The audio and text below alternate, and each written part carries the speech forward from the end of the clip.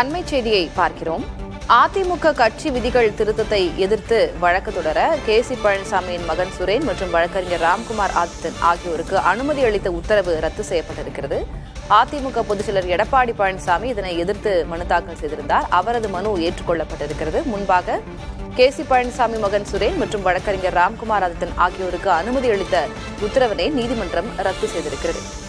தனி நீதிபதி உத்தரவை எதிர்த்து அதிமுக பொதுச்செயலாளர் பழனிசாமி தாக்கல் செய்த மேல்முறையீட்டு மனு ஏற்கப்பட்டிருக்கிறது.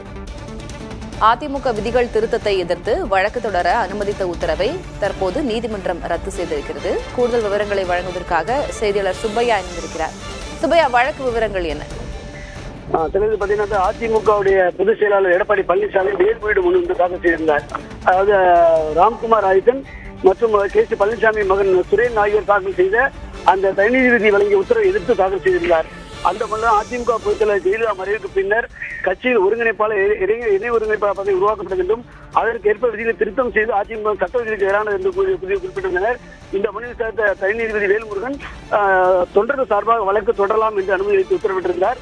இந்த வழக்கை எதிர்த்து எடப்பாடி தரப்பில் தாக்கல் செய்யப்பட்ட மேல்முறையீட்டு மனுவில் தான் இவர்கள் இருவரும் அதிமுக உறுப்பினரே கிடையாது என்றும் அதிமுக தொண்டர்கள் சார்பாக வழக்கு தொடர அனுமதி அளித்து தனி நீதிபதி வேல்முருகன் பிறப்பித்த உத்தரவை ரத்து செய்ய வேண்டும் என்றும், அது மட்டுமல்லாமல் கட்சியில் அடுத்தடுத்து மாற்றம் ஏற்பட்டுள்ளதால் வழக்கில் எழுப்பிய கோரிக்கைகள் காலாவதி ஆகிவிட்டன என்றும் எடப்பாடி பழனிசாமி தரப்பில் மனு தாக்கல் செய்யப்பட்டது.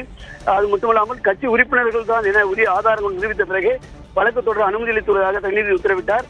இதற்கு எதிராகவும் பழனிசாமி தரப்பு வாதங்கள் முன்வைக்கப்பட்டன. அனைத்து தரப்பு வாதங்களையும் கேட்ட நீதிபதி தீர்ப்பை தெரிவிப்பாக ஒத்திவைத்திருந்தார். இன்று அந்த வழக்கில் நீதிபதி தீர்ப்பளித்தனர்.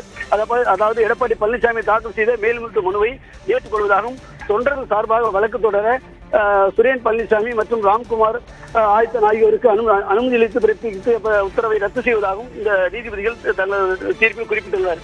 இதன் மூலம் எடப்பாடி பழனிசாமிக்கு எந்தமான ஒரு சிக்கலும் இல்லாத ஒரு சூழ்நிலை ஏற்பட்டுள்ளது. விவரங்களுக்கு நன்றி சுப்பையா.